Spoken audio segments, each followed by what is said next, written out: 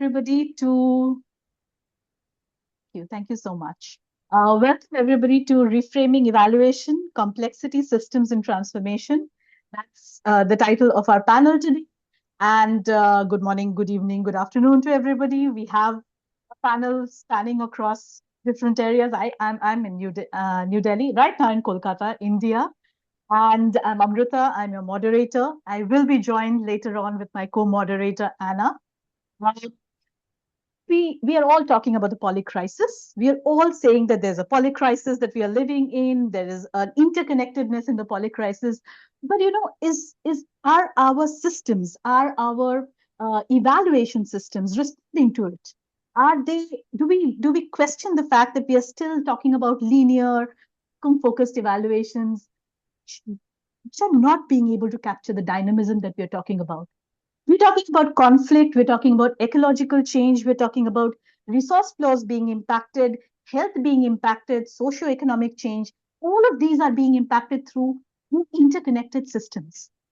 Yet, when we talk about evaluation, we are still talking about talking in silos. We're talking about system, we're talking about doing a project of evaluating and understanding whether the project did well or did it not do well. So today, in this reframing evaluation, what we are going to do is we are going to talk about the praxis and the theory of how we can change track for systems-based evaluation or systems-based approach.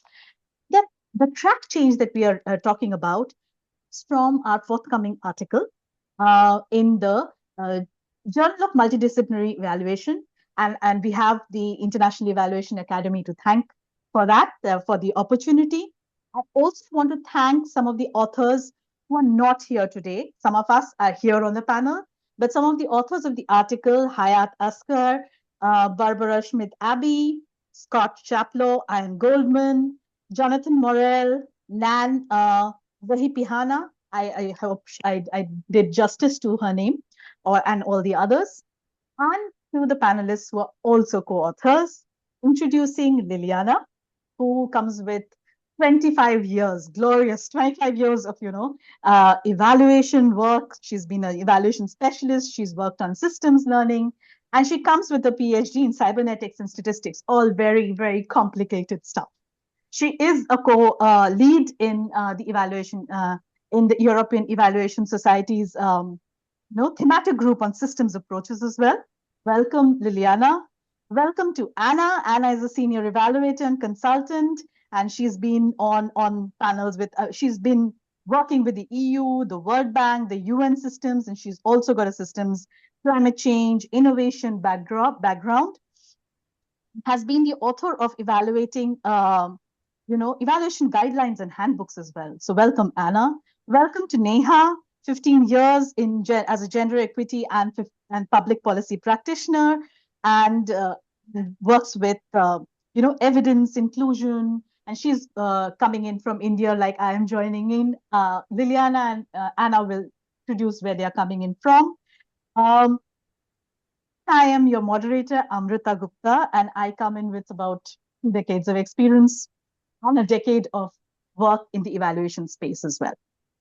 So welcome everyone, and I will hand over this conversation to Liliana, who will take us through the why of systems, a little deeper understanding, a little more exploration of the why and the how. Over to you, Liliana. Playing your slides. Thank you very much, Amrita, for the nice words. Thank you to everyone who made the space and time for this conversation. I want to be honest from the start. I'm not here as someone with the answers, with all the answers. I am someone in the middle of learning. So please treat this intervention as reflections shaped by reading, working in this for this article, and a lot of cooperation, working with my colleagues in the thematic evaluation groups on systems and in evaluation, my experience in evaluation. So I would like to structure my first intervention under the question, why systems approaches and why now? And for this, in the last few days, I structured my ideas under a nice visual. Amrita, if you could go to the next slide. It came from a discussion about evaluation, transformation, and systems lenses. And it's about two words, evaluation and transformation, three relationships, and all could be seen held together by systems lens. So why this picture would be a good basis for our discussion? We live in a world in transformation. So the challenge for us as evaluators is to learn how to evaluate transformation. More than that, we want to create a better world, to improve things. And that means how we evaluate to facilitate, to contribute to transformation. And to do these things well, we find that it is possible that we have to transform our evaluation and ourselves as evaluators. And all these things could be seen or must be seen through systems lenses. So this is about in what we are trying to share with you, and I think it's very well captured in our article. We will share with you all these things. So why the answer, why systems approaches and why now? We looked for these answers in our article first at the literature. And let's see what literature is telling us. We can go direct to this slide. So it was hard to summarize the literature, which is very wealthy. But for this discussion today, I chose 4 threads that could lead us through the experiences that we want to share with you. So the first one is the context has changed. We speak about interconnected social and ecological crisis. Polycrisis will appear very frequently in our discussions because it's an important factor in what we are doing. Then linear models become challenging for us. Why? Because the predefined outcomes in the fixed log frames and time frames can obscure the feedback, delays, emergent and indirect change. The third is the potential that brings us system thinking. And here we speak about the key features that you'll find in our article, very well described and linked with the experiences. It's about the interrelationships. It's about the boundaries, multiple perspectives, dynamics over time. And the fourth thread is the shift from the intervention to systems.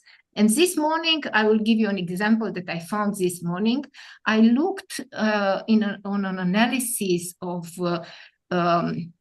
evaluations on social inclusion in the last 20 years in EU, in Romania. I'm from Romania. And what we found interesting was that it is repeated the same conclusion that we cannot look only in isolation at projects because the change will be limited and in isolation. And more, even we don't say systems approaches, we claim that we have to look outside to treat all these projects with wider boundaries, and also the programs to link them with other interventions and the systems. So this is from the literature, and it is personally, I find that they are fully validated. And from my experience, I can add a few words. Time is very limited. We can go to the next slide, Amrita. So in my experience as evaluator, I found that looking at what the log frames are saying is not enough. We try to explain very complex feedbacks with limited tools that we had in our arsenal of tools. Then it's the attribution. We see so many factors, so many other interventions contributing. I would like to emphasize the unexpected change, which is so important, and it is not always sufficiently emphasized in the terms of reference and in our methodologies. We also speak about our role as evaluators. We are external observers, or we are in the process, how we can influence the change. And the last reflection for the start is we can reflect together. We can go on the next slide. It's about change and transformation. The question is, do we share an understanding of what would make a change transformation? What is for you change? What is transformation? How evaluation should treat them in a different way? And let's remember, we evaluate for transformation. Are we doing something different than evaluating for change? So let's keep in mind this question, and we go forward with our examples and the framework from our article. Thank you so much, Liliana. Thank you so much. Since you're talking about the framework, I'll quickly run through the framework and hand it over to our next speaker, Neha. Neha is going to take on some examples. The framework that we, like Liliana saying, it's a constant reflexive exercise. It's a constant asking of questions. It's constant understanding of, are we doing the right thing? Are we doing it? It's a constant understanding from not just the planning of the evaluation. Where was the project? Is the project in itself also, does it have a systems focus? Was the evaluation thereafter reflecting that systems focus when it was thought through? As in at the TOR, at the terms of reference of the conceptualization of the evaluation, conceptualized it. Stakeholder groups were engaged. Who was contributing? Is it just the program staff and the funders? Or are you talking also to the community members? Are you talking to the people who are the users of that project or the work? We will give a more interconnected approach, more contextual approach. So how was the entire terms of reference design of the evaluation, planning of the evaluation done? How deeply did you engage with everybody? How deeply did you engage with the power holders, the rights holders? It's very, very critical to understand even at the planning level. Methodology level, how did you develop the methodology to reflect planning? Was it a combination of methodologies? Just one methodology? Was it just saying, no, this is the only methodology that we need to understand? Or is it a methodology that was adaptive, that was participatory, was developed together? Was the methodology and also the procurement of the evaluations or the evaluators who were taken? Were there thematic evaluators, competencies looked at? Were systems competencies looked at? Were evaluators in an indigenous project, were evaluators with a focus on indigenous knowledge also included? How these are, designed impacts on the fieldwork, the approach to fieldwork. Again, power comes in here. Very important. Did the systems framing influence the sampling strategies? Are you leaving out? Who are you actually getting in? Those voices are counting. Very critical. In the analysis stage, it's also on the same line of thought. Who's analyzing? Which systems perspectives are you taking in an evaluation? Are you taking some feedback loops? Are you going back and forth, doing some, sense making, which is collective? Are you doing a validation with the power, people who are actually being evaluated? Are you including them in the validation process? Are you following up with a learning space, creating A learning space is always adaptive. It will help improvement of the evaluation focus, the evaluation approach. What are you using the evaluation for? How are you communicating? Over to Neha for her examples, and we will go into some exercises so that we break the monotony. Over to you, Neha. Yeah, so thank you, Amrita. Just so that everybody can understand a little, from examples, all of us are in the process of evaluating and looking at real problems. So I thought I'll pick out, say, one example of work that I have been working on and how I have used not all, but like parts of this framework that, we've put together into. So we know that real life is messy. So this program is actually about, we are looking at so actually Liliana has given a bit of a background about looking at it, how the log frame doesn't really help. So this kind of shows that we don't look at the root causes of problems, and we end up ignoring very, very important factors like communities, their power, and also this program which I worked on looks at anti-poverty, or like say, moving large sections of population out of poverty, which consists of asset transfers. And we look at like women who are also from very marginalized communities as, participants of the program. So we see that they are all interconnected. So there are strong gender norms, there is like lack of social capital, there are climate shocks. We look at assets in, economies where, there is a lot of climate risk, especially in India from where we come from. And then there are a lot of government schemes which, should, or social security schemes which should actually reach to participants. But then, we see that there are huge gaps in service delivery. So when we look at the linear program, causal chain, we look at like one asset transfer, some poaching, and then we see that the household will come out of poverty in like, 2 years, 3 years. But we know that this is a very, very linear understanding of the problem. If you could move the next slide, Amrita.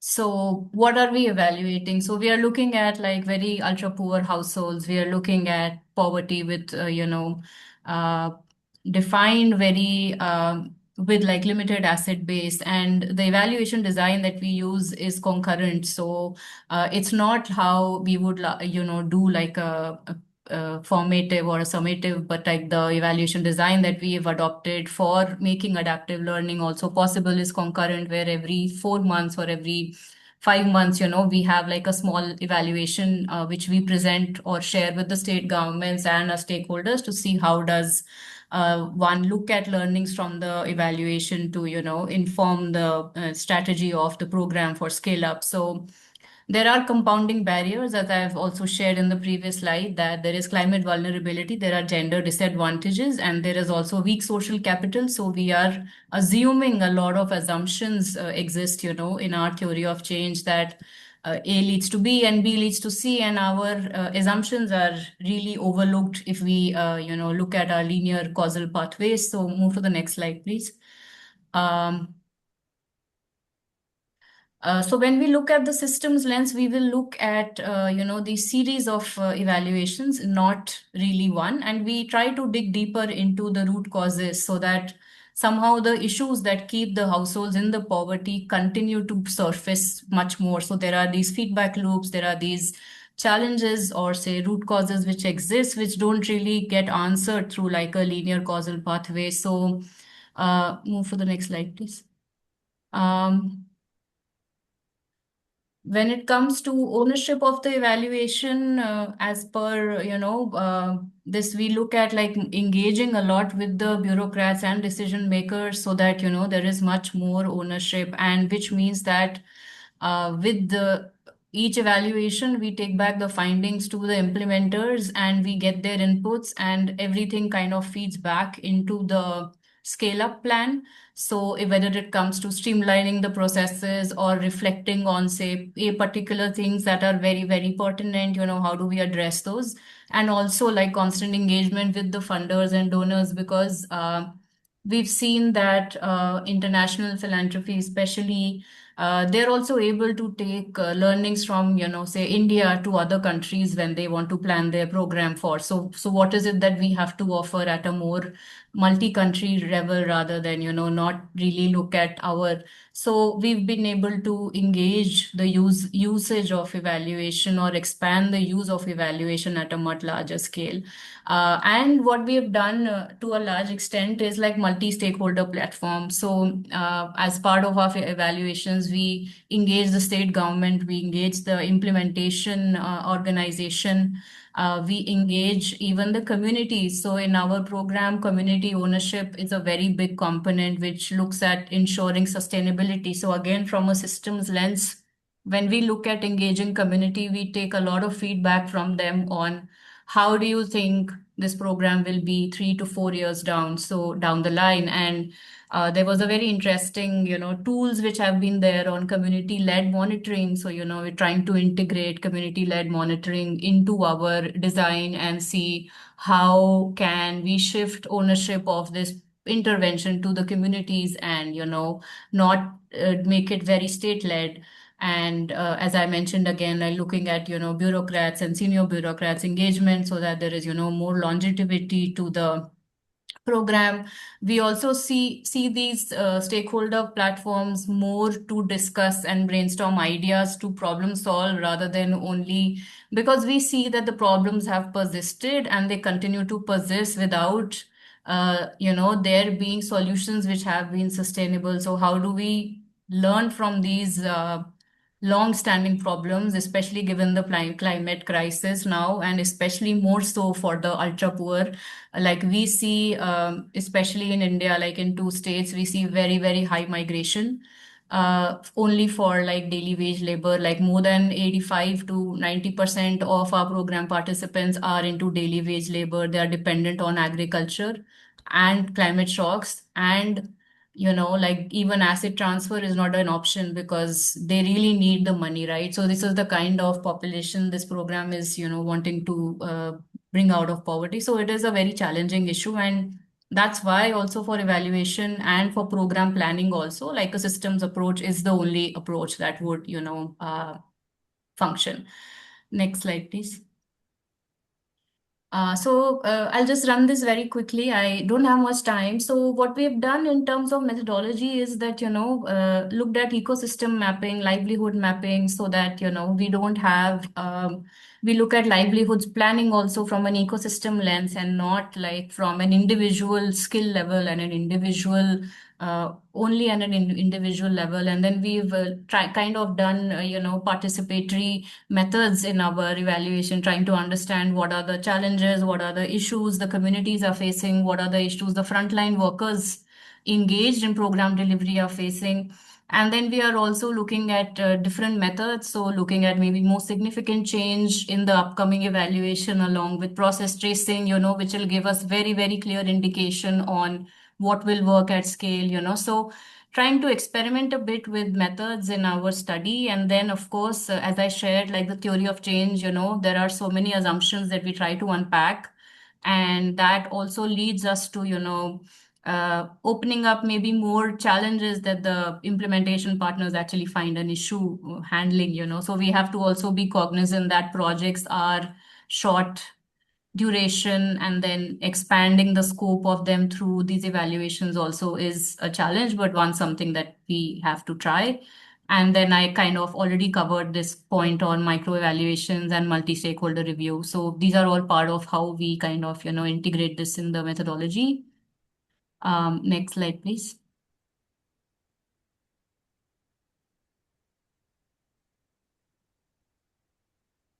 So just summarizing my points, like we moving from a linear to a systemic insight. So this entire process kind of locates the intervention in a larger system and not looking at only the isolated components of the program, which it's set out to do. And then we also look at continuous dialogue and reflection with stakeholders. So I think that is an immense value add to this entire idea of systems thinking, because unless and until we don't do the work of working across levels, across stakeholders, doing evaluations, I don't think we'll yield any And it takes time to even convert the audience, right? Like a government will not be open to your inputs immediately, right? They have to see value in what you're saying. So for us to establish that value, I think it has taken us a lot of time. And now, like, reflection actually happens with the stakeholders for which the program is meant to be. And then government ownership comes in as an outcome of it. So that's something that we really learned through this exercise, that it is possible to engage, decision makers and uptake of evaluation at the same time. Yeah, I think this is the last slide, right? Yes. All Thank you. right. Thank you Thank so you. much, Neha, for the example that you shared, for showing, you're doing it. Led monitoring, government ownership. So it's actually panning out in an ongoing evaluation process, and how you're building that feedback loop as well. We will take this conversation towards our attendees right now, and we would like to use your perspective, understand where you are in the use of systems approach.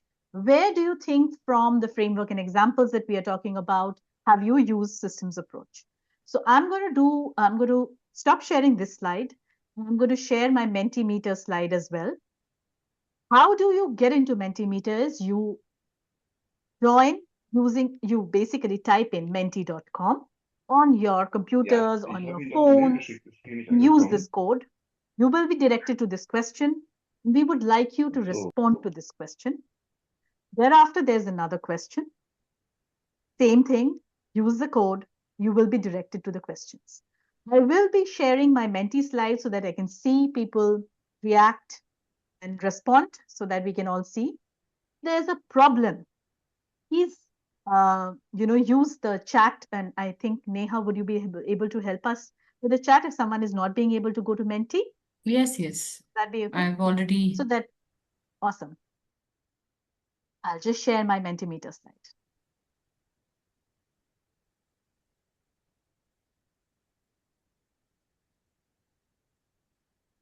Okay, I can start seeing some people responding.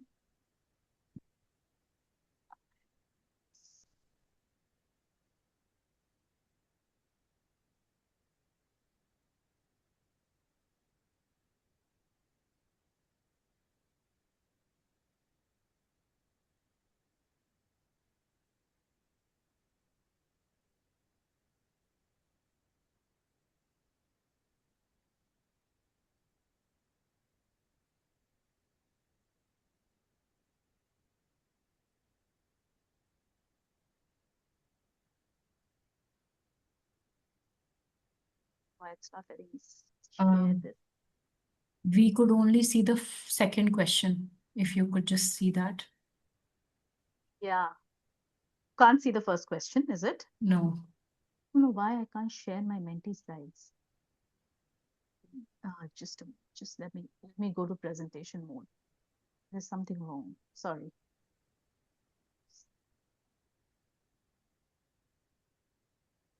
Yeah.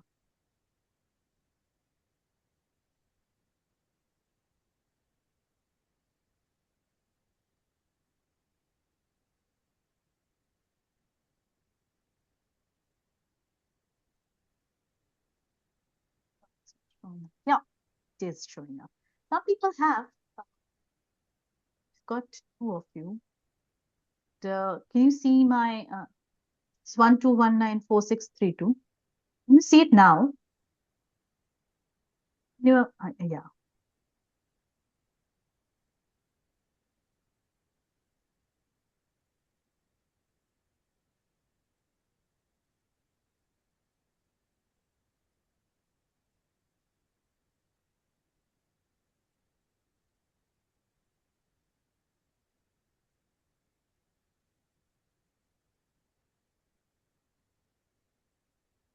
Great to see so many people who've been using systems approaches.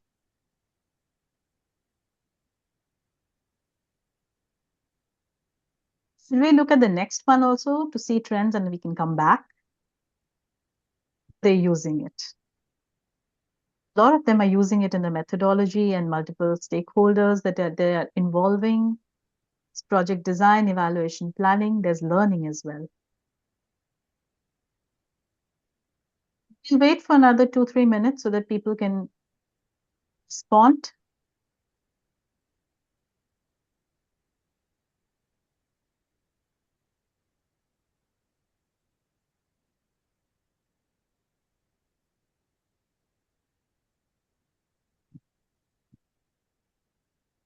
We have more than 20 participants. We have 11, 12, 13, 14.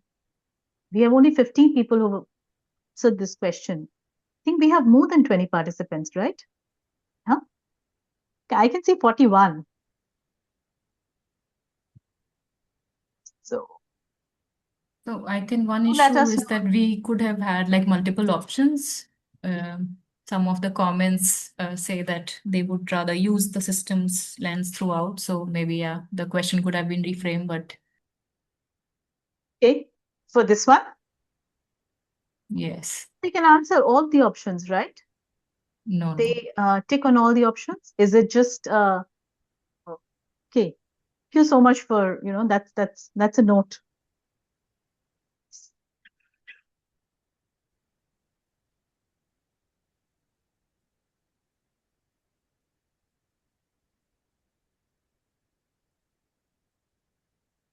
Could have had scales here, maybe. We've got 20 responses here and about 15 or 21 responses here. Just of time, I'm going to close this. Great to hear that you are using systems approaches. And now we've understood the why, a bit of examples. We've also talked about a framework. I will hand this process over to Anna. She's going to be moderating the next section where we're going to take this conversation forward. Thank you so much for being here. Thank you for, you know, this conversation with us, responding to this Mentimeter and giving your suggestions. Over to you, Anna. Share the slides.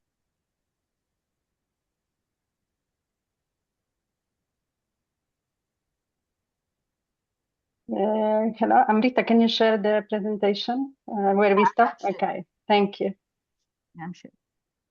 Okay.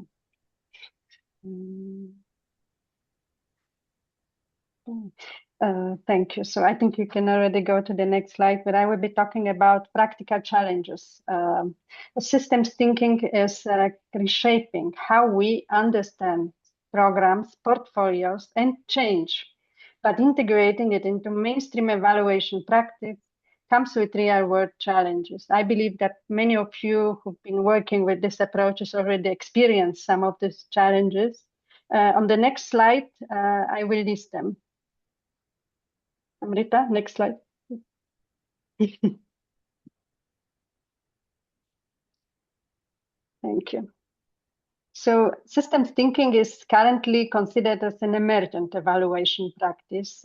It's not widely embedded in the practices of organizations that we are working with, but it's currently gaining momentum. It's still outside the mainstream and it's perceived as experimental. Some view it as alternative to established standards. For instance, many people work with the OECD DAC criteria, which also rely on a heavy number of indicators in many evaluations. At the same time, sometimes people try to experiment with linking systems approaches altogether with the frameworks that they are already using in evaluation. In some evaluations, it's a standalone practice. I already had a chance to work without the OECD criteria in evaluation using system thinking. It's a very interesting experience and very different from what we do normally. It's an unfamiliar territory.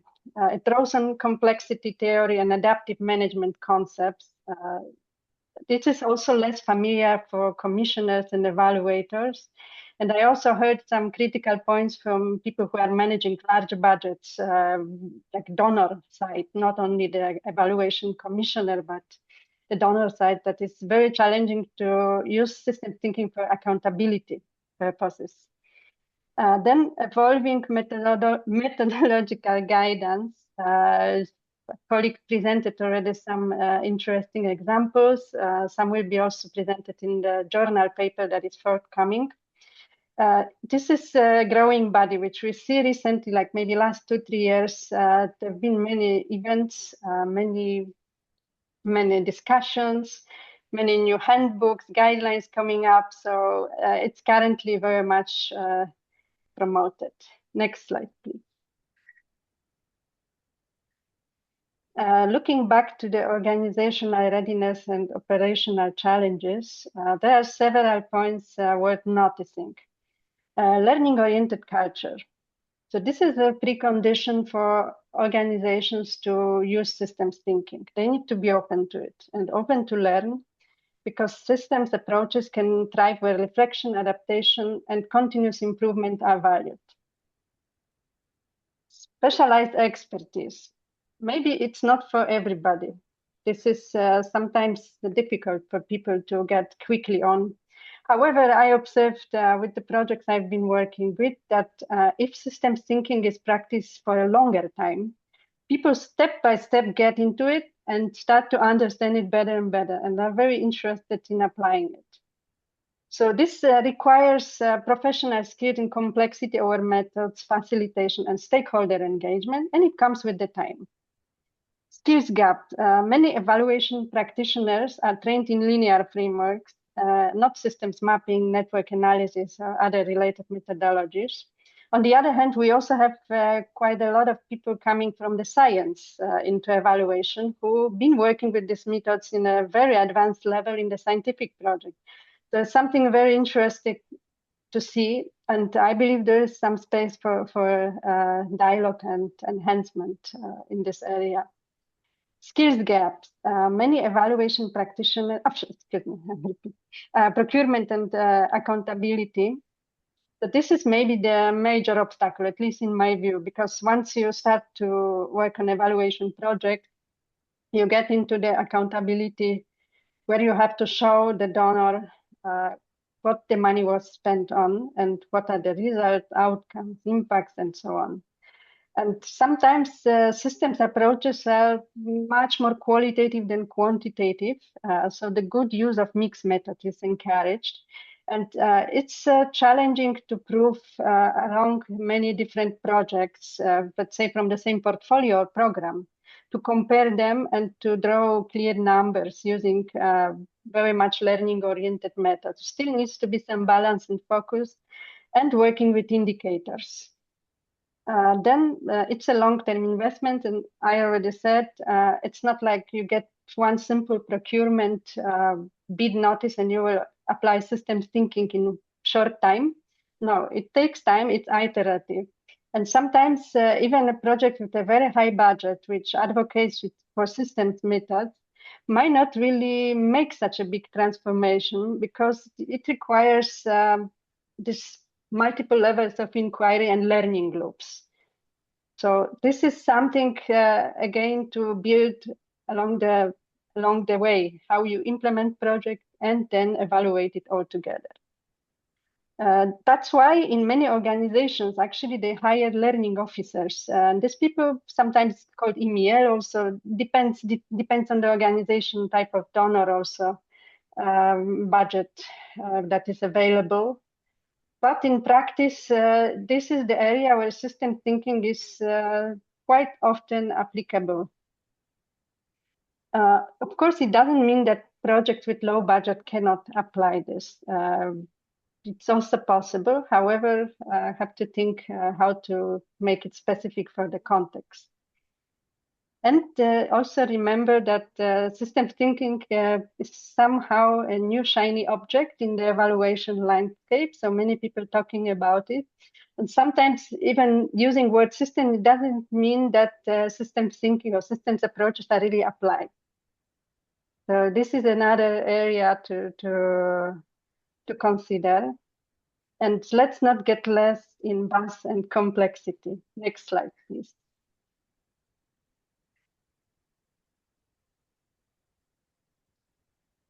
Systems approaches in evaluation require shifts in organizational models, organizations we are working with. So this is the starting point of deeper reflection, which I hope you will also share from your perspective in the following discussion. Next slide, please. I will just, at my final slide, I will just show two recent examples from the UNDP work, which is pioneering very interesting methodological practices, guidelines in this area. So one of them is the UNDP portfolio evaluation guidelines. Portfolio approach is itself very interesting, not only evaluation, because they apply systems approaches to implement project, to design and all the steps along the project. And now they also look deeper into evaluation of this. Then UNDP also had a very interesting work going on 𝗦𝗀𝗀𝗄𝗧 360 and Food Systems Toolkit. And this is actually a very practical tool. There was an advanced training that UNDP organized some months ago on this. And this is like very specific in a way, but at the same time is a toolkit. So it's not prescribing you what exactly you have to do, but what you can do, what are the options. And I believe this is the right way. If any methodological guidelines are going to emerge in the future organization, to work on developing toolkits that can be specific in their areas of intervention, but at the same time where people can pick up from different systems approaches, because there's not just one system approach, there are many. So thank you very much for your attention, and we're going to the next part of this session.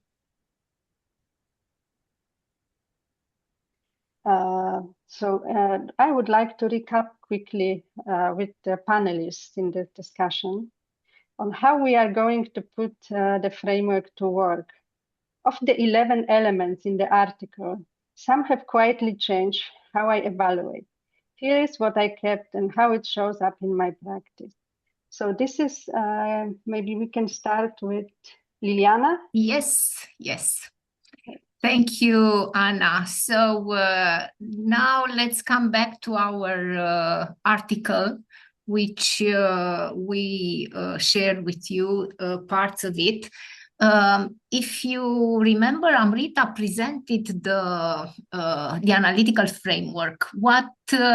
How we can use this analytical framework and why do we believe it is useful for evaluators?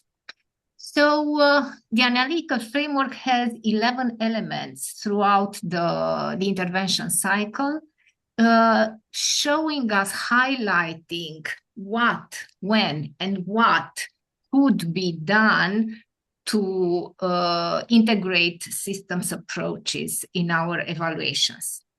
So why this analytical framework we believe is useful? So first of all, I strongly believe that it's very credible, very strong, because it's methodological and practical, grounded, triangulated, and so it's based on literature review. It's based on experience of a large number of practitioners in systems practitioners and evaluators, and it is tested on cases.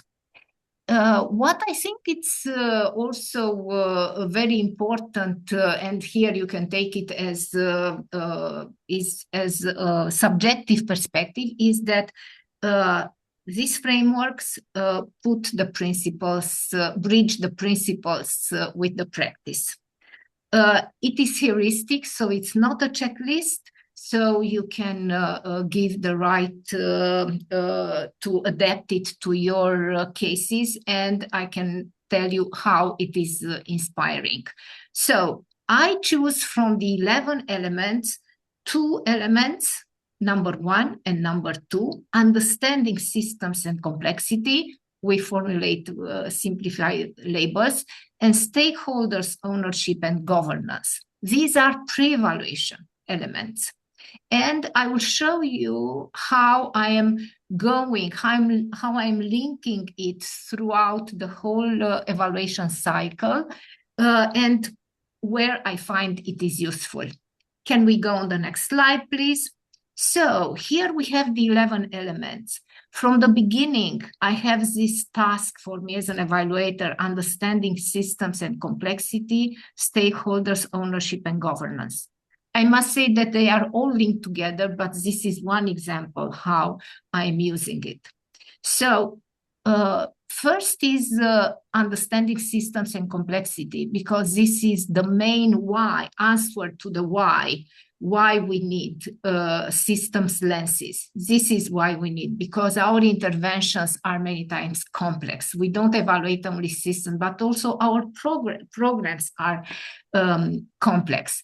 So we recently had with European Evaluation Society our 𝗘𝗃𝗧𝗿 systems approaches, learning session, we call them learning bites, where 𝗤𝗍𝗄, my colleague, had a very short, concise, but memorable presentation.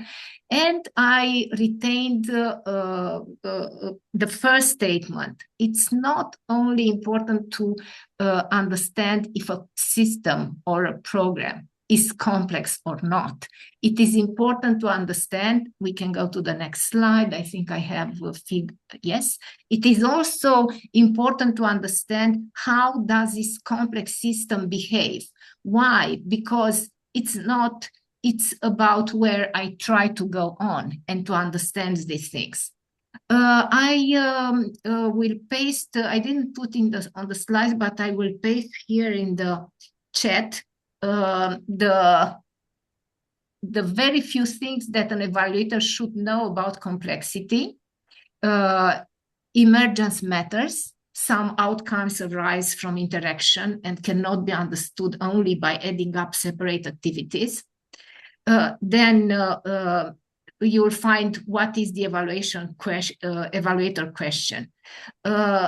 One that I liked very much was order does not always mean control. I like this particularly much because it's about influencing actors, and this is linked with the second element.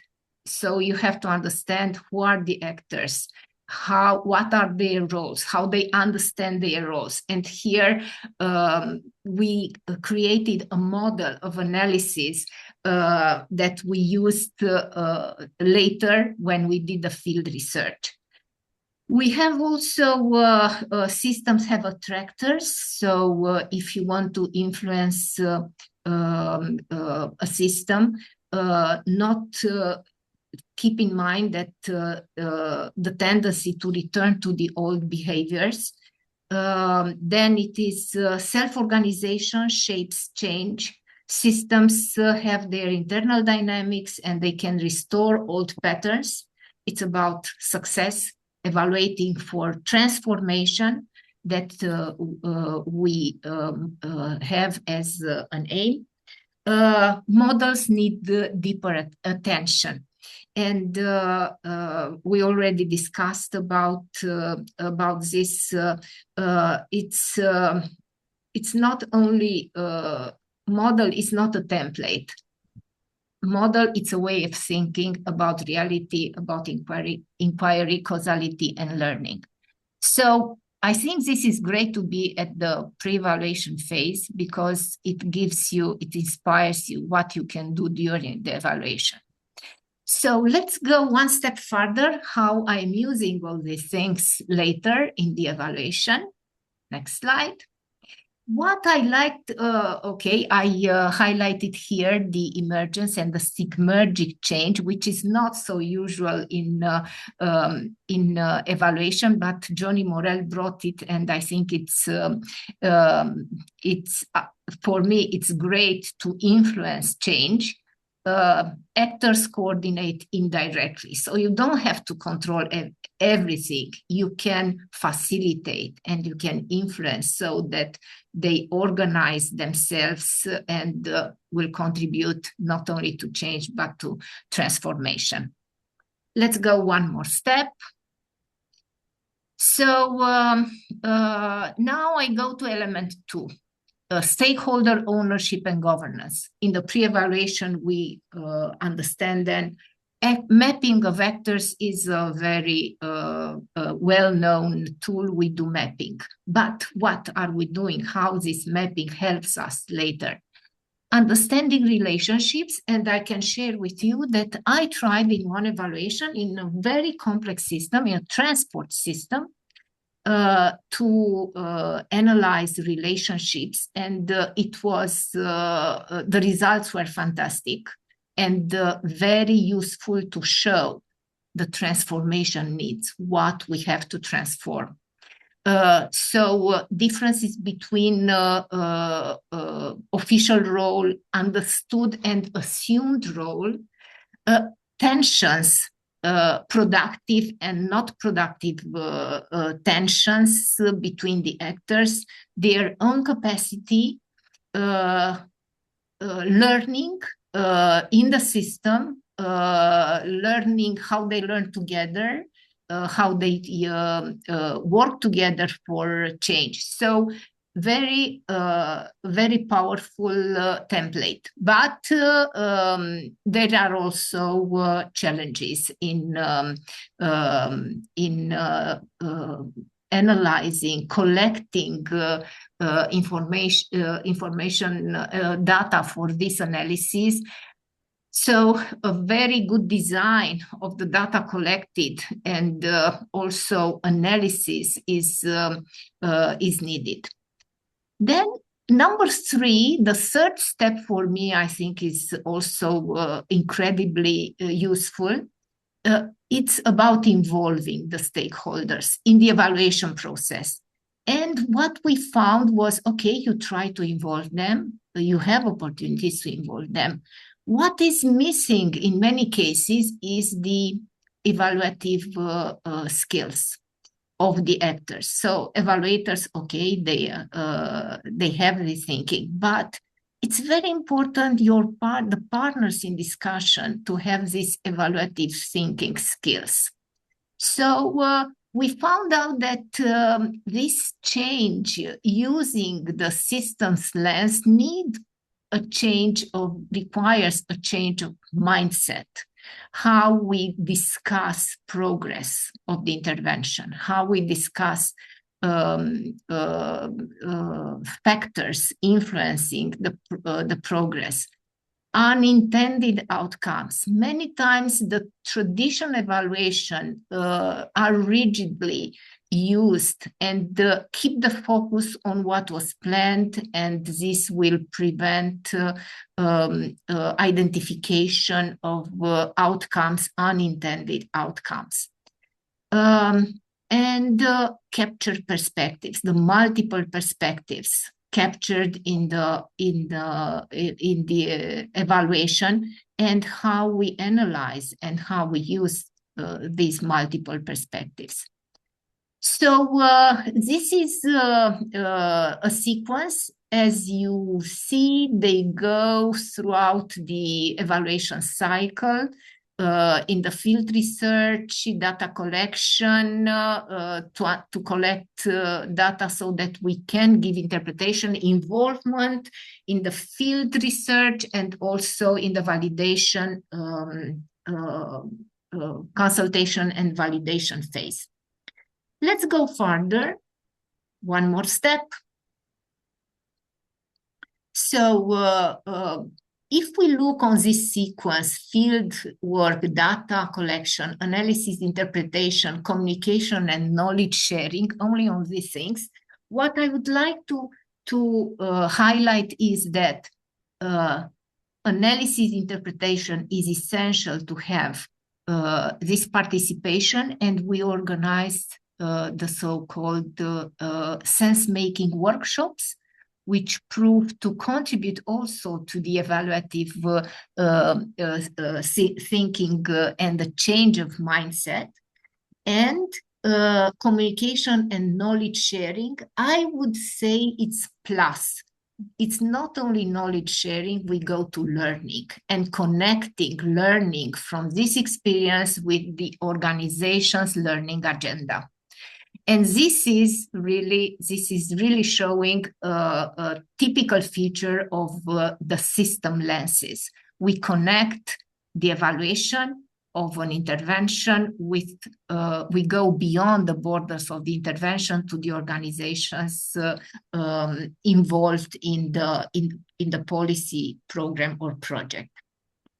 And one more slide. In fact, I think I am a bit late. So I retained a beautiful principle, I think from 𝗏𝗂𝗧𝗏. I retained from one workshop the downward accountability.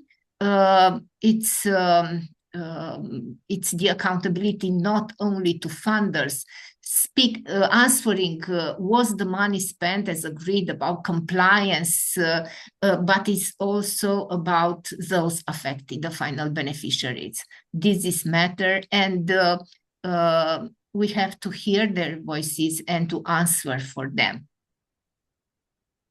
Next slide, please. This is what I would like to stop with this slide, accountability and learning. Yes, evaluation has to answer to accountability questions, but they are not separated. We need more and more learning from evaluations, because learning is the one which is facilitating adaptation.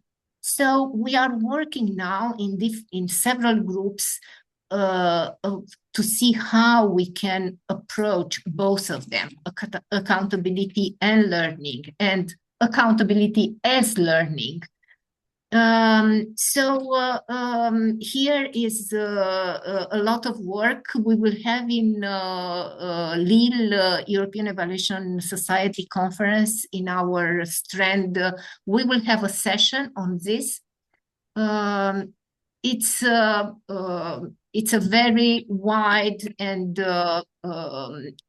with a high potential theme in system lenses to applied to evaluation. I think I will leave it open for the discussions, questions that you have, just to being aware of the time. I think I used more than my 8 minutes allocated. Thank you very much, Liliana. It was very interesting. The framework is something new that we can look at, and I believe in the coming months there will be more about it. And in the meantime, I will just ask for short interactions from Amrita and Neha concerning the challenges which you experience in your practice. And then I think we can give the floor to the participants.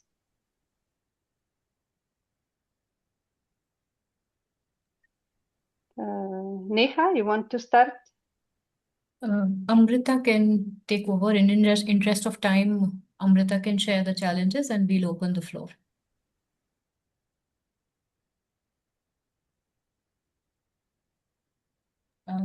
You're on mute. Yeah, I was not being able to unmute myself. Thank you so much. Thank you so much, Liliana, and thank you so much to I just wanted to, in the interest of time, use one of Liliana's, and was my visible to everybody?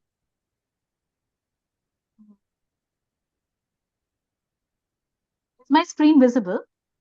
No.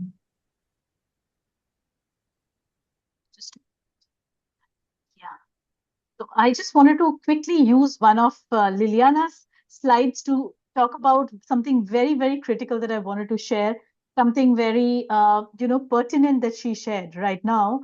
And I think it is very, very, it's just powerful, I think. And I'll use two things. I'll use my personal example of two evaluations that I'm doing right now. And I'll also talk about what Nan has also shared about the one of the examples in the paper that is there about healthy family in New Zealand. So, it is very, very powerful when you can map the actors, understand the relationships, and involve them. And one of the ways that sometimes in challenge that Ina was talking about, but oftentimes it's something that you don't have time for. Complexity-aware evaluations might take a longer time frame. The funder might just say, we don't have that much time. or an evaluation commissioner might say, we need results in 3 months.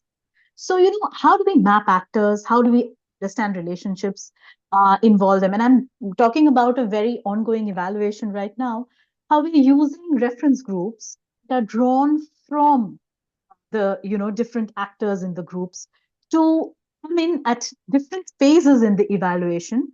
So we have very little time. We can't go back to mapping all the actors. They know the actors, they know the people, they know the context. Using the reference group to be our back end, to say that, this is what you're doing right. This is how we need to involve, understand the relationship. This is the complex relationship that this thematic area covers, and you're not covering it enough. So, the use of drawing up of groups from communities, from movements, from different, and I'm talking, the evaluations I'm talking about are mostly, uh, complex evaluations involving interventions which cover various areas, interventions which cover across thematic areas.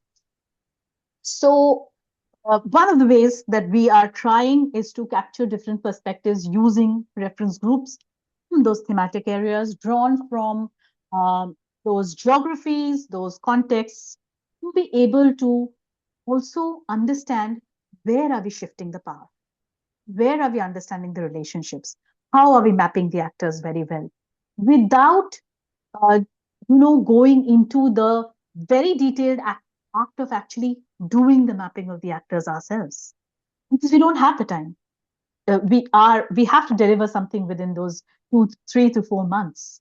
That is one of the things that I really wanted to talk about. And other one that I wanted to, and I think it's been very well captured in the example in our article, how this project in New Zealand, which was a community driven project, and it embedded it was about improving health and understanding the broader causes of chronic diseases and improving the health of communities, how it just did not embed local knowledge.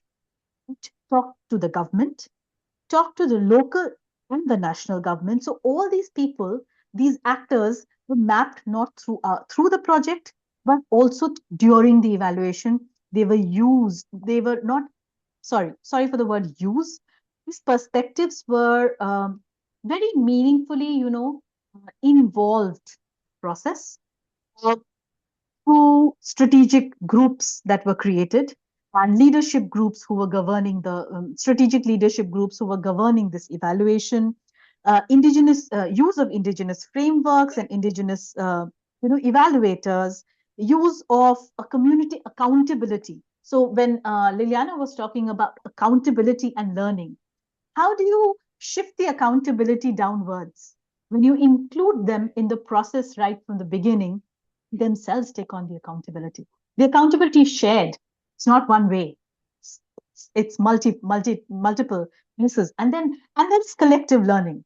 So, collective learning always shifts the accountability to a certain extent. I just wanted to unpack these two a little bit, and it's time we open the space. Anna, so over to you, back to you. Thank you very much, Amrita. Very important points. I think now we can open the floor to our participants. Please share with us your experiences in working with systems approaches, any kind of challenges that you encountered, or any other questions that you have. Have some in the chat, I believe. Should we read out a few? I'm going to stop sharing so I can read the chat as well. No, so there's no question. There is this point on how is this different from developmental evaluation, and complexity can be understood very in detail through developmental eval also. So certain components would in development evaluation, I think certain components allow for more rigorous evaluations in development. So this is one point. But it's not a question. Okay. So over to you, You can throw the space open. Yes, participants, if you would like to ask question, please raise the hand, and you can also unmute yourself. I think share with us your question. Don't be shy. Okay. Nobody volunteering? Okay. Yeah. Maybe, okay. Do we have someone? I can hear noise from somebody. Somebody is unmuted. Okay. Maybe we can discuss about the developmental evaluation question. Although I think Amalia was asking and she left. She has left. So, developmental evaluation compared to systems approach. It's a matter of the difference is developmental evaluation is a specific evaluation approach, while systems approaches and evaluation is an orientation. So developmental evaluation looks at innovation as it takes shape, looks at support real-time adaptation. It's about how you can ensure rapid feedback. For example, in the analysis of the 20 years subsequent evaluations, what we realized was the factor time. I would say too late or too soon factor. What does it mean? We do evaluation too late to inform the new policy making, or too soon to evaluate impact, because final evaluations are in the last year of the implementation of the program, so that they are funded from the respective program, so they cannot capture impacts. So this is what we see in the limitations of the evaluation, either interim or final evaluations. So this is so slow feedback loops, learning loops, slow learning loops, which cannot contribute sufficiently to adaptation or to transformation of the policies. So this is what developmental evaluation succeeds very well to do. However, if you have experiences with developmental evaluation, they are not easy to be implemented because they have this specific role with non-traditional features, which must be accepted and integrated in the policy making. I think they are great. I had once an experience of in a programming period where the ex-ante evaluation was integrated in an iterative mode in the programming process.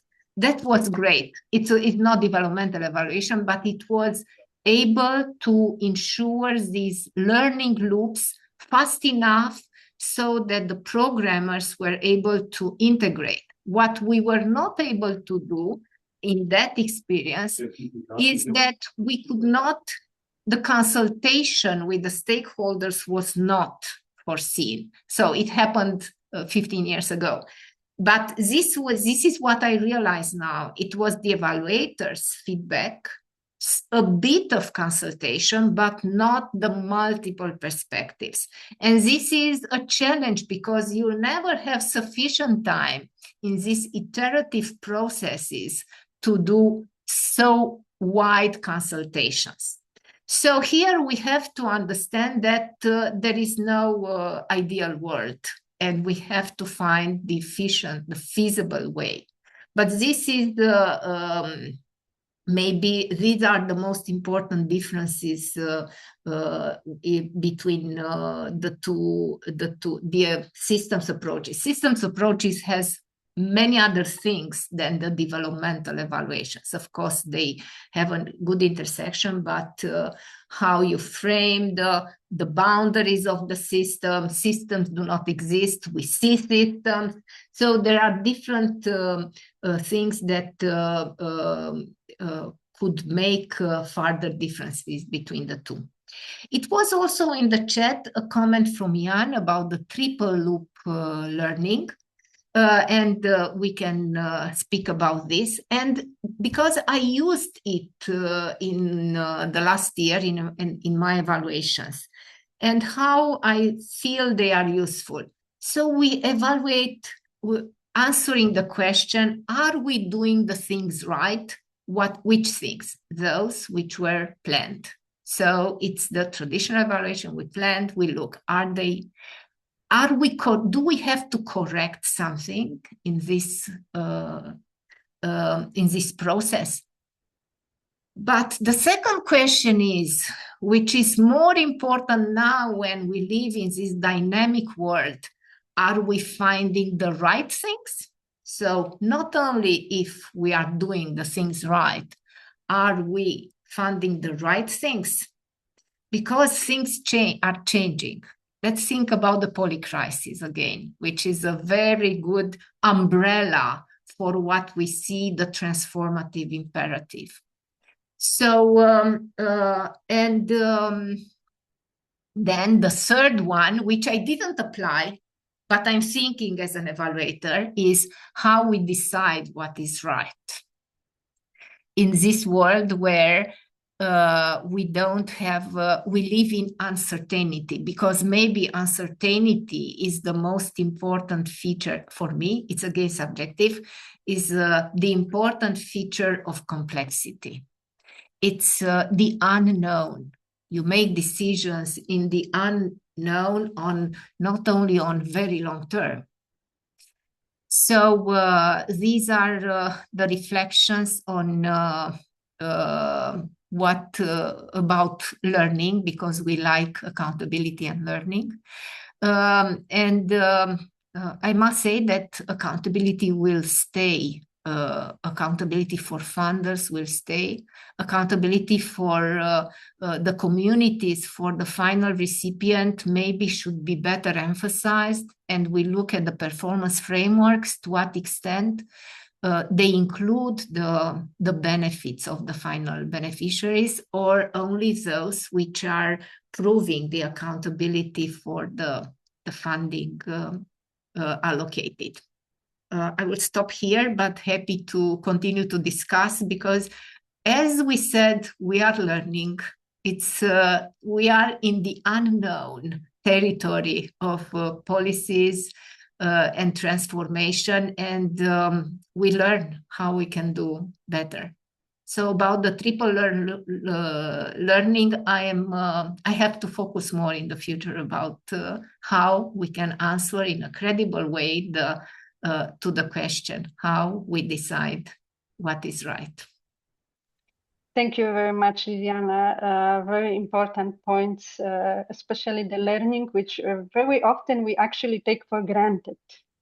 We talk about learning and the benefits of learning when applying evaluation, but sometimes it's not convincing to the evaluation commissioners and donors.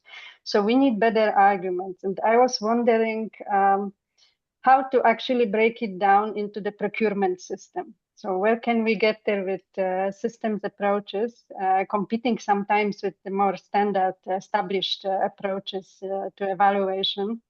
And the cost, how much we need to spend, the time that is needed, because the main challenge, I believe, here is to keep people focused and interactive, because systems approaches require interactivity. We need to bring people together. That's one of the things. So for instance, sense making, a very nice tool that can be applied online. I had the pleasure to work with it.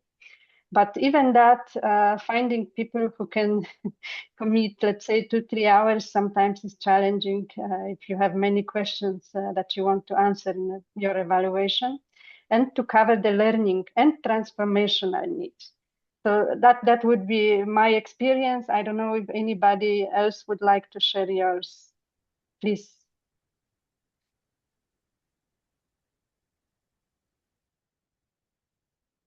I have some experience with this. First is that people, I think the people we are working with, either funders or implementing partners or communities, we tend to agree that you do not learn reading a report.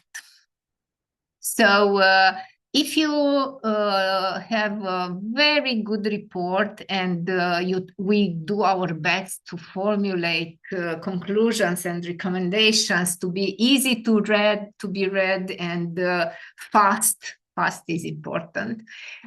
Still, it's no learning. But in the last year, I think I found many situations where the people we talk with are very open to discuss. So discussing, this is what makes sense for you from this? How can you use these things? And not individually, but in groups. This looks that people can find time and they are interested to find how much time. This is again, I think, a challenge for us, how to organize. For example, hybrid, because distance is also a problem in many programs.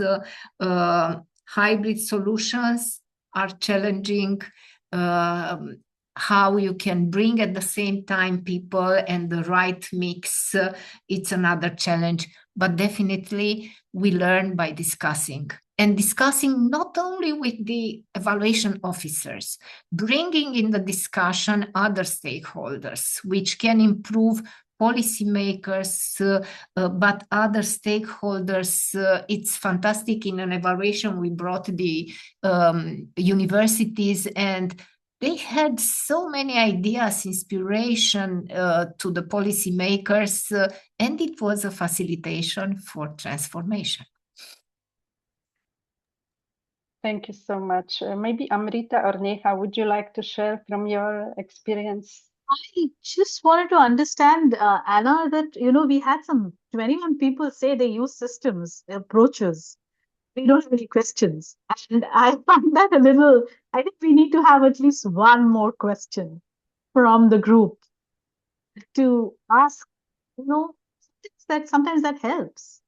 Sometimes it really helps us rethink about our approaches. What are we doing right? What are we not doing right? Because questions are very critical to going deeper into an approach, right? Just opening the floor again. Any question about the methods that we talked about the framework that we talked about? I believe Liliana's done real justice to the framework detail. So, any questions from where people are applying the framework, or not just framework, but systems approaches, anything, and I think that will be what I would really look forward to. Over to you. I would be happy to hear if what you heard from us makes sense. That's great. Yeah. Yes, what is your perspective? Maybe you have ideas that could be useful for us. Is our perspective, let's see, do you understand it?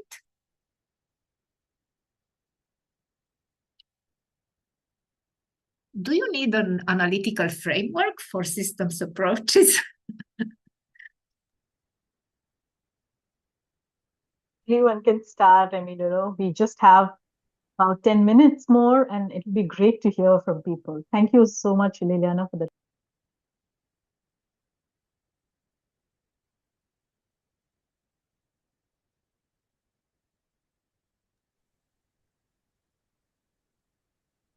Okay, if there are not questions, can I share some information about how we are doing, Amrita? I mean, So one of the person is saying that they're just digesting the information. So I think that we will not share any additional information, but probably just help people reflect on, what we shared. And if you have any ideas, maybe you can share on the video that might be shared, so that is somewhere we can keep this discussion going after this webinar as well. Yeah. If there are no questions, I think we can close the she can so we can close the discussion. Thank you. Thank you, everybody. Thank you. Wishing you a nice rest of the day. Thanks. Oh, there's one question. We have Mohammed asking, how do evaluators determine system boundaries without oversimplifying complexity? I can answer to this if you want. Yeah, sure. When I start the evaluation assignment, I looked at the TOR, what the client is expecting, and what benefit will there be for the people affected by the intervention. And this is never perfect solution. How I want to use even the systems approaches or more standard methods, it's usually a trade-off between the different ones. So maybe more advanced approaches are in scientific or research-oriented projects. I have seen that because I evaluate many research and innovation projects regularly. And I see they have really big budgets, and there is a community that works in a very deep level with systems approaches. So in that area, yes, there won't be oversimplification, definitely. At the same time, one more condition I'm thinking always is whether this will be digestible, because systems approaches are really difficult to apply and to understand for people using systems jargon. For people who are new to it, it's very difficult. So sometimes you really need to make it very, very simple. Depends on the context, as always. I can add to this. It's never oversimplified if you captured the features of interest. So anyway, it's a model. You cannot replicate 100% the reality. It's a model, but you have to understand very well what are the features and the elements that you are interested. In this way, you can set the boundaries and how you can describe the system. So another question is on your ideas are valid in the evaluations I have been conducting in Indigenous Health. A challenge is bridging Indigenous versus Western worldviews and opportunities and learning for all participants. Yes, I would answer here. So learning is valid in all cases. This learning challenge and opportunities. I must say that many years I evaluated only in Western worldviews, and now I realized I came in contact with indigenous evaluations, and I realized the real the challenge and the difference. So I'm happy that they are valid, and maybe the discussion could be focused on how systems approaches in the indigenous evaluation is adopted. I think in Three Horizons we have this area of indigenous evaluation. I don't think if we emphasize sufficiently how much we use the Three Horizons model, but all our work maybe will you will see that will come will rely on now on H2+ the change to the desired H3 horizon. So another input is that a logic framework can be easier to implement. Systems approach is nice, but more costly by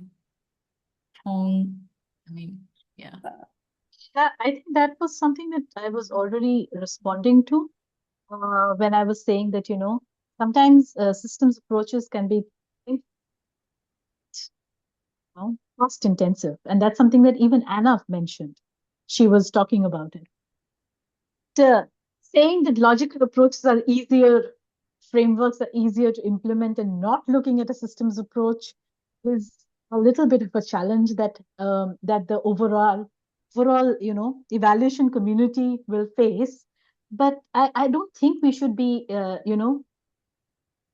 we should give in to that challenge.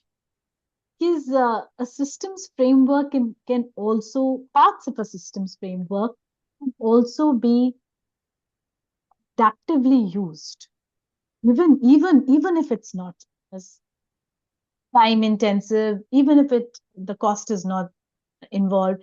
I mean, there are ways one can talk about participatory methods that are included. There are ways then we can talk about methodologies being included, like a bricolage approach being used rather than just looking at one methodology. That may not be so time and cost intensive.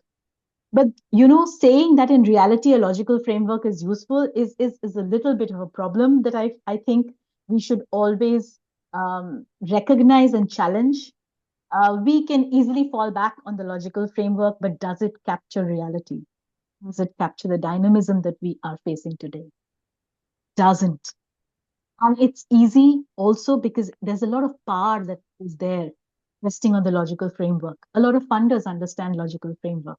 A lot of evaluation commissioners understand the logical framework better than systems approaches. And that's where the responsibility, the collaboration, the co-creation lies. That's where we change and emerge. Adaptability, adaptation, accountability, learning. That's what I think Liliana was also talking about. Downward and the upward, learning and adaptability and governance that she was talking about. How do we ensure accountability not just towards the funder, ensure accountability towards people? That is always a part. So that is, I think, very, very critical for all evaluators to recognize. Need to understand evaluation as a learning process, as an accountability process, and a pushback. It's a political process. That's from my end.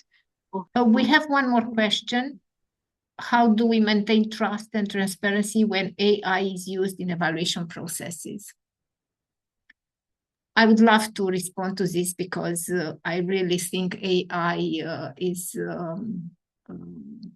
can help a lot evaluation. I don't have any worries about this because AI is not the evaluator. AI is the assistant of the evaluator. So from the formal point of view, in my view, you have to be transparent how you use AI. But of course, it's able to process data faster and better than human can do.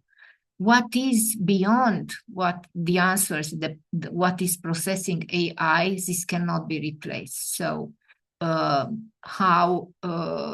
the conclusions and the learning is offered by the evaluator, this is tailored to the needs and to the concerns. And if we really do this shift to learning, AI cannot, for sure, and now it cannot facilitate this learning. Accountability reporting on prescriptive indicators, targets, yes, it can do, but learning will remain on our shoulders. I don't know how you think, Anna, Amrita, Neha. I could add a point on this. Yes, AI is very useful, and in the end, it cannot replace us on many levels. It will rather augment our efforts. On the other hand, I am often concerned about the security because using the AI software tools, which is public, if you are an evaluator, you want to pay for the access or not, depends which option you choose. You give access to many sensitive data to third party. And this is for me the main issue, that somebody else can access data from the project, and these people are not necessarily linked to the project. So if somebody wants to have a really secure system, it will cost a lot. And this is at the moment maybe not feasible for us yet. Yeah, I also agree with Anna on the issue of ethics, and data security is actually more important. And Liliana's point on facilitation, and that we do have a lot of role in evaluations, but then the issue for me also continues to be on ethics and how much data can we share and the costs of, making very sensitive data to a machine. So yeah. So as we run out of time, I would really want to thank all of you for having joined us and taken so much time and shared your questions. Like, I took time for everybody to warm up, but we did really end up having some wonderful questions. So thank you very much for joining us today, and we look forward to sharing the article with you, shortly, maybe in the coming months, and hopefully for people who joined, there were some new ideas, for you to engage with. So thank you very much.